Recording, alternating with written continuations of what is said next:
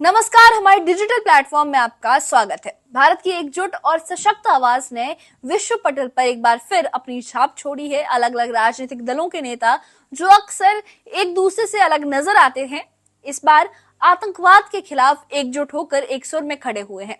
संसद के सर्वदलीय प्रतिनिधिमंडल ने कोलंबिया से लेकर कोपेनहेगन यानी डेनमार्क में जकार्ता से लेकर सिएरा लियोन तक दुनिया भर के कई प्रमुख देशों में जाकर भारत के मजबूत और स्पष्ट रुख को सामने रखा है। आतंकवाद के खिलाफ भारत की लड़ाई सिर्फ देश के अंदर सीमित नहीं है, बल्कि अंतर्राष्ट्रीय स्तर पर भी तेजी से और प्रभावी ढंग से जारी है। इस खास रिपोर्ट में हम आपको दिखाएंगे कि कौन से नेता कहां गए हैं, उन्होंने क्या क्या कहा और किस तरह भारत की विदेश नीति को मजबूती मिल रही है। साथ ही ये भी कि कैसे भारत का ये संदेश विश्व समुदाय में एकजुटता और आतंकवाद के खिलाफ निर्णायक कार्रवाई की जरूरत को सामने ला रहा है। ये बता रहा है कि पाकिस्तान और आतंकवाद के खिलाफ पूरी दुनिया को इकट्ठा होना, एकजुट होना कितना जरूरी है। देखिए ये खास रिपोर्ट।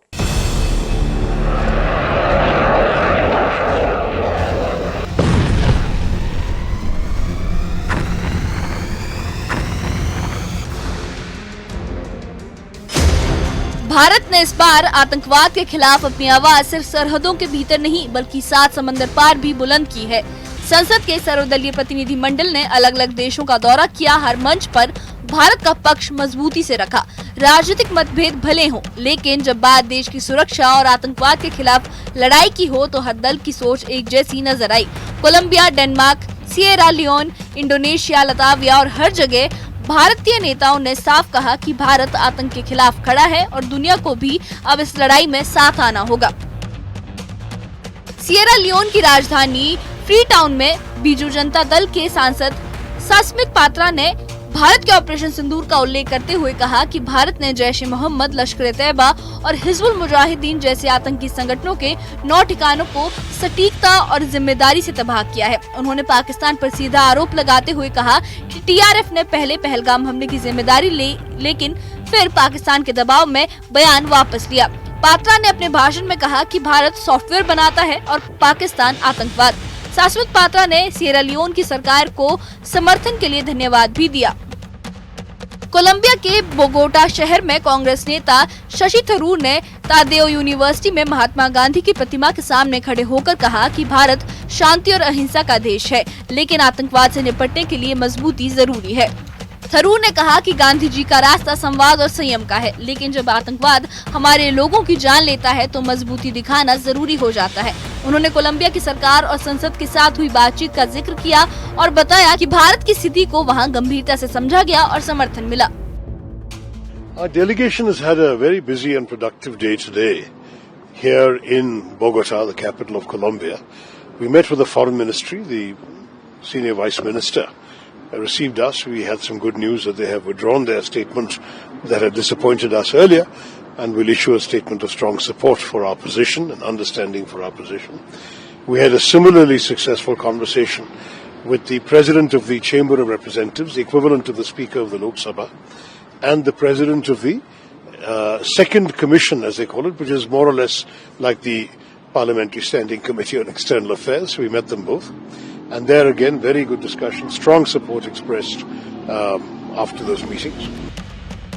कोलंबिया में ही बीजेपी सांसद तेजस्वी सूर्या ने पाकिस्तान के रवैये पर सवाल उठाते हुए कहा कि भारत केवल आतंकी ठिकानों को निशाना बनाता है, जबकि पाकिस्तान स्कूल और मंदिरों पर हमला करता है। उन्होंने बताया कि कोलंबिया के विदेश मंत्रालय ने शुरुआत में पाकिस्तान के पक्ष में बयान दिया था, लेकिन जब भारत के ठोस सबूत रखे गए तो वो बयान वापस लिया गया। ये हमारी कूटनीतिक सफलता है। The Pahalgam incident took place, the terrorist attack took place, and India initiated Operation Sindoor. Colombian authorities, Colombian Ministry of Foreign Affairs, very surprisingly and unexpectedly, released a statement offering condolences to the loss of lives in Pakistan. And this was very disappointing and also unexpected. Perhaps this was because of a lack of understanding of the factual matrix of what actually took place in Pahalgam and India had to respond in the way it did. Today, in the course of the interactions with the authorities in the foreign ministry, especially the Vice Minister of Foreign Affairs, we made two things very clear. You cannot draw an equivalence between the attacker and the victim. Jakarta में कांग्रेस नेता सलमान खुर्शीद ने Indonesia के धार्मिक और राजनीतिक नेताओं से मुलाकात की और भारत की बहुलतावादी स्वरूप को सामने रखा। उन्होंने कहा कि हम एक ऐसा भारत दिखा रहे हैं जो विविधता में विश्वास करता है और जवाबी हिंसा की जगह आत्मरक्षा की नीति अपनाता है। उन्होंने पाकिस्तान पर नियंत्रण खोने और सीजफायर का उल्लंघन करने का आरोप लगाते हुए कहा कि भारत झूठ नहीं, संवाद और सुरक्षा में यकीन रखता है। It is more than clear to everybody that the call came from the DGMO of Pakistan, and it came to the DGMO of India, and we stopped when they said let's stop. We then didn't send any further attacks on them.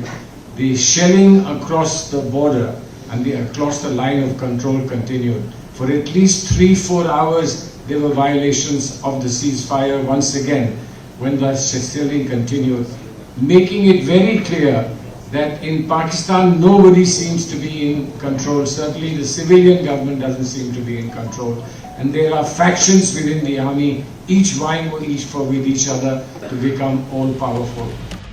Latvia की राजधानी रीगा में DMK सांसद कनिमोझी ने प्रवासी भारतीयों से बातचीत के दौरान कहा कि आतंकियों ने भारत को बांटने की कोशिश की, लेकिन कश्मीर के लोगों ने भारतीय बनकर एकजुटता दिखाई। उन्होंने कहा कि ऑपरेशन सिंदूर पूरी जिम्मेदारी से किया गया था। भारत अब परमाणु धमकियों से डरने वाला नहीं है और पाकिस्तान से बातचीत तभी होगी जब वो आतंकवाद से किनारा करेगा। डेनमार्क के कोपेनहेगन में बीजेपी नेता गुलाम अली खटाना ने कहा कि पाकिस्तान 70 सालों से भारत को परेशान करता आ रहा है, लेकिन अब हालात बदल चुके हैं। उन्होंने कहा कि भारत अब आतंकी ढांचों को जड़ से खत्म करने की नीति पर काम कर रहा है। हम शांति चाहते हैं, लेकिन निर्दोषों की हत्या बर्दाश्त नहीं करेंगे। डेनमार्क के कोपेनहेगन में भारतीय समुदाय को संबोधित करते हुए बीजेपी सांसद रविशंकर प्रसाद ने उन कुछ लोगों पर प्रतिक्रिया दी जिन्होंने कार्यक्रम स्थल के बाहर भारत विरोधी नारे लगाए। उन्होंने कहा कि मैं हैरान था कि यहाँ कुछ पाकिस्तानी नारेबाजी कर रहे थे। हमारा कार्यक्रम बहुत अच्छा चल रहा है और इसे भरपूर कवरेज मिल रही है। उनके पाकिस्तान में बैठे आकाओं ने शायद उन्हें कुछ करने को कहा होगा। वे हताशा में यहाँ आए हैं। पाकिस्तान एक ऐसा देश है जो हमेशा हताशा में जीता है। उन्हें पूरी तरह से नजरअंदाज कर देना चाहिए। आ रहे तो कुछ पाकिस्तानी नारेबाजी कर रहे थे, उनका अधिकार है, 10 मिनट के लिए आए थे।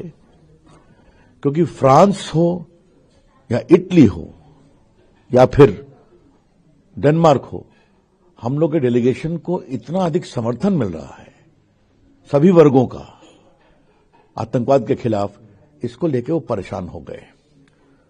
तो मुझे लगता है जो आईएमएफ का पैसा आया था तो वहां से कहा गया कुछ तो करो, तो मेरा भी नाम ले रहे थे और 15-20 मिनट चले गए। तो यही पाकिस्तान की सच्चाई है। ये भारत की आवाज थी। 7 समंदर पार भी एक जैसी, बुलंद और दो टूक। अलग अलग राजनीतिक दलों से होने के बावजूद इन नेताओं ने एक सुर में कहा कि आतंकवाद के खिलाफ भारत का रुख स्पष्ट और अटल है। इस सर्वदलीय प्रतिनिधि मंडल ने साबित कर दिया कि भारत की विदेश नीति अब तथ्यों, जिम्मेदारी और आत्मबल पर आधारित है। अंतर्राष्ट्रीय मंचों पर इस तरह की एकता ही हमारी सबसे बड़ी ताकत है। Bureau report, news 18। इस सर्वदलीय प्रतिनिधि मंडल ने पूरी दुनिया के सामने ये साबित कर दिया कि राजनीतिक मतभेदों को पीछे छोड़कर जब बात देश की सुरक्षा और आतंकवाद के खिलाफ लड़ाई की आती है तो भारत के नेता एक साथ खड़े हो सकते हैं। कोलंबिया से लेकर डेनमार्क, इंडोनेशिया से लेकर सिएरा लियोन तक हर मंच पर भारत ने अपनी ताकत और संकल्प दिखाया है कि आतंकवाद को बर्दाश्त नहीं किया जाएगा। इन यात्राओं और संवादों ने ये साफ कर दिया है कि भारत की विदेश नीति अब सिर्फ कूटनीति तक सीमित नहीं है, बल्कि जमीनी कार्रवाई और अंतर्राष्ट्रीय सहयोग पर आधारित है। हम उम्मीद करते हैं कि इस एकता और दृढ़ता के साथ भारत आतंकवाद के खात्मे को अपनी लड़ाई में और भी मजबूती से आगे बढ़ाएगा और विश्व को ये संदेश देगा कि आतंकवाद के खिलाफ लड़ाई में भारत का विश्वास अडिग है और उसका संकल्प अटूट है। क्योंकि राजनीतिक मतभेदों को पीछे छोड़ के जिस तरह सभी नेता अलग अलग देशों में गए हैं, सारी डेलीगेशन अलग अलग देशों में गई हैं, वो पाकिस्तान की सच्चाई सामने ला रही हैं। जैसे कोलंबिया ने अभी उन्होंने कहा है कि पहले उन्होंने जो पाकिस्तान को समर्थन दिया है वो बयान उन्होंने वापस ले लिया है, क्योंकि अब वहां जाकर शशि थरूर ने पूरे सिनेरियो को, पूरी स्थिति को समझाया है, भारत के एक्शन को समझाया है और पाकिस्तान के सच को सामने लाया है कि किस तरह से पाकिस्तान आतंकवाद को समर्थन देता है, आतंकवादियों को सुरक्षा प्रदान करता है, किस तरह से पाकिस्तानी जो सेना है, सेना के जवान हैं, सेना के अफसर हैं, वो आतंकवादियों के फ्यूनरल्स में, जनाजों में शामिल होते हैं, उन्हें सिक्योरिटी दी जा रही है। ये सारी बातें अब भारत पाकिस्तान का ये जो चेहरा है, असल चेहरा है, ये पूरी दुनिया के सामने ला रहा है, जिससे भारत को दुनिया भर से सपोर्ट मिल रहा है। आतंकवाद के खिलाफ पूरी दुनिया भारत के साथ खड़ी हो रही है और पाकिस्तान की जो नीति है वो सामने, सबके सामने आ गई है कि उसकी नीति में सिर्फ आतंकवाद का समर्थन है। वो जो दोगला चेहरा पाकिस्तान अपना रहा था, वो अब उस पर से मुखौटा उठ रहा है और पाकिस्तान की सच्चाई दुनिया के सामने आ रही है। तो इस तरह से भारत के साथ पूरी दुनिया मिल रही है, पूरी दुनिया समर्थन दे रही है। इस बारे में आपकी क्या राय है? हमें कमेंट बॉक्स में अपनी राय जरूर बताइएगा और इस मामले से जुड़े अपडेट्स के लिए और ऐसी ही खबरों के लिए हमारे चैनल के साथ बने रहिए, हमारे चैनल को सब्सक्राइब करिए।